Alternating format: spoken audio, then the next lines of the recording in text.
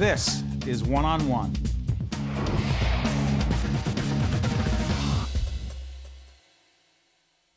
There he is, Irv Muchnick. He is the author of Chris and Nancy. He is one of the experts in the country on professional wrestling. A sport, I don't know, it's not even a sport. I don't know what the hell it is. I've been an aficionado of professional wrestling since I was a little boy. My father used to take me to see Bruno Sammartino in Madison Square Garden, Andre the Giant, all the greats, George the Animal Steele, who's actually a very bright guy. Yep. Right?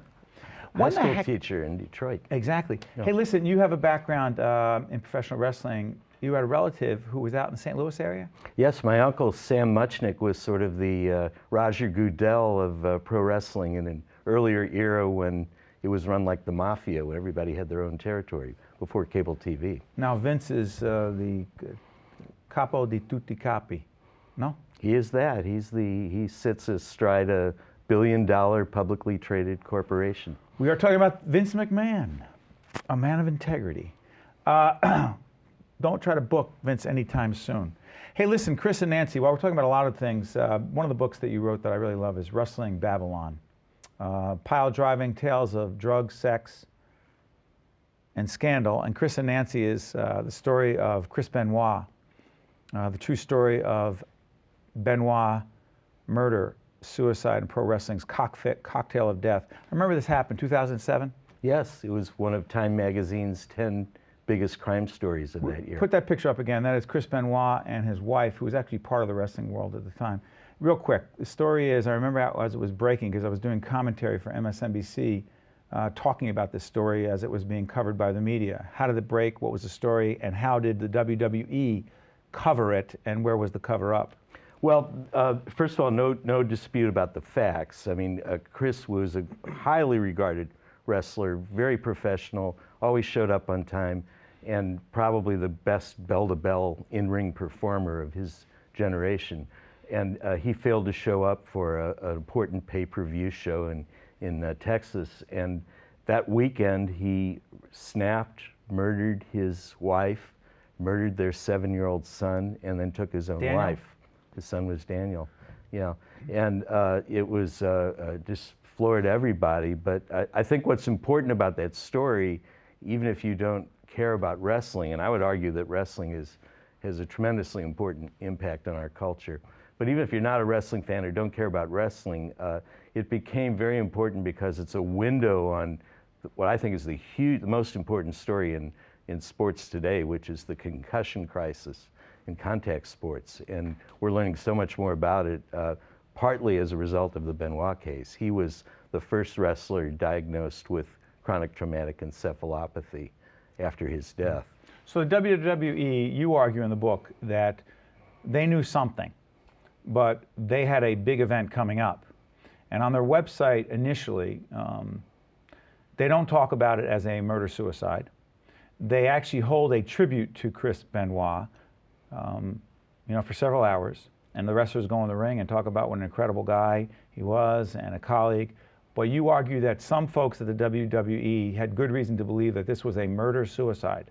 Yeah, there's no question they put out 2 different timelines on their websites, but it's pretty clear that they knew on Monday afternoon that they were dealing with something other than what they were communicating to their wrestlers and to their fans that night in Corpus Christi, Texas. Did the show have to go on, or? Well, I mean, that's a tough call. I'm not a television producer. No, or what I mean programmer. is, did the show have to go on? I don't mean that in the literal sense. If the show had to go on, there had to be a narrative. There had to be a storyline. Right. And if the show was to go on, they couldn't say, hey, listen, we have good reason to believe that our colleague, Chris Benoit, just killed his wife, his little 7-year-old boy, and then killed himself. Right. It's not a good story. And I agree with the way you're putting it. And the reason they did it the way they were doing it is that they didn't want people talking about the tremendous, amounts of drugs in his system, the things that led him to do that. They wanted the story when it came out to be somebody who went postal for some unexplained reason. How many wrestlers or people connected to wrestling before the age of 40, 50 had died at that point? Chris and Nancy Benoit were the 9th and 10th of 21 wrestlers or wrestling personalities who died before the age 50 in that year alone, which was the peak year. Depending on how you slice and dice the numbers, scores, hundreds of young performers Where are we have now, died Irv? young. How many now? Hundreds, not all associated directly with the WWE, not all part of the WWE at the time they died, but certainly we have this unbelievable pandemic of drug abuse and head injuries that are causing people to drop dead in their 20s, 30s, So and 40s. here's the dilemma that I have. I don't want to be a total hypocrite. I'm a hypocrite on a lot of things. But it was just announced that WrestleMania is coming to New Jersey, right? They're going to bring a lot of money into the state. It's a big deal. Coming to the Meadowlands, right, guys? That's correct. Vince McMahon was here. Woody Johnson was there. The governor was there. And I quickly, our kids, we have 7 and 9-year-old boys, I was like, I got to make sure I get tickets. Am I a total hypocrite knowing that so many wrestlers have died before their time, that steroids, a part of the WWE, that there are so many pieces of this that are not in the spirit of sportsmanship and doing it the right way? I'm a hypocrite. Yeah. Well, I'm unpopular with the fan base, and not only in wrestling, but in pro football and in other activities, when talking about the fact that we have to start taking accountability at the fan and sponsor level for what I think is becoming a national health problem. The concussions of young males who get involved in contact sports and dangerous activities before they're prepared. So it's a complicated question, but I think that as the cities and states like New Jersey line up to make bids for WrestleMania, Are we they're not contributing alone, to though. it, Irv? I mean, President Obama went on Monday Night Raw during saw the it. 2008 campaign. Are we contributing to what you're talking about?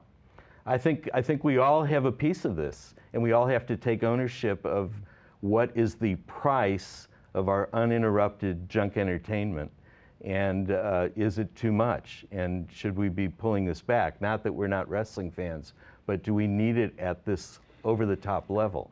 Because one of the things that happened, the narrative of wrestling, is that as it became apparent that it was not a real legitimate sport. And excuse me, that many of the athletes who compete are pumped up, jacked up to a size that is not even remotely the size they would normally be if they were not pumped up and jacked up on steroids. Right, that's correct. But I think the really interesting story about wrestling is that as it became deregulated and people acknowledged that it was fake, you would think that it would become a safer environment, but exactly the opposite happened. The ante was upped on hardcore violence, chair shots to the head, ladders, weapons, thumbtacks, you name it. And so I think, although the argument that wrestling shouldn't have been regulated, which, by the way, Rick Santorum, the presidential candidate, was a lobbyist for WWE in the 1980s. I don't hear him talk about that in the presidential campaign, but go ahead. Yeah, as we acknowledge that wrestling shouldn't have been regulated, it's quite the way that boxing is, it still needed some kind of control, some kind of break on these activities of performers and promoters. You know, I knew this was going to happen on this show because I'm going to want to talk to you after we get off the air and roll a little bit more tape. What's the biggest message you want us to take away from the book and your work? Well, the biggest message I want to take away is that it is the window on the pro football concussion crisis. The $10 billion a year NFL is operating like the tobacco industry right now, and that's going to play out over the next decade and be the biggest story in sports. Irv, you're a great writer. Thank you very much. I've loved reading your work. Irv Muchnick is the author of Chris and Nancy, and he's author of great books. Check out his stuff, and we're going to keep the cameras rolling right after this. I want to thank you for coming all the way in to do this from California. Thank you, Steve. Really appreciate it. Good stuff. Yep. Funding for this edition of One-on-One with Steve Adubato has been provided by Barnabas Health, Qualcare Inc., the law firm of Gibbons PC, Verizon Communications, and by TD Bank. Promotional support provided by The Record, North Jersey's trusted source, and NorthJersey.com. Transportation provided by Airbrook Limousine, serving the metropolitan New York, New Jersey area.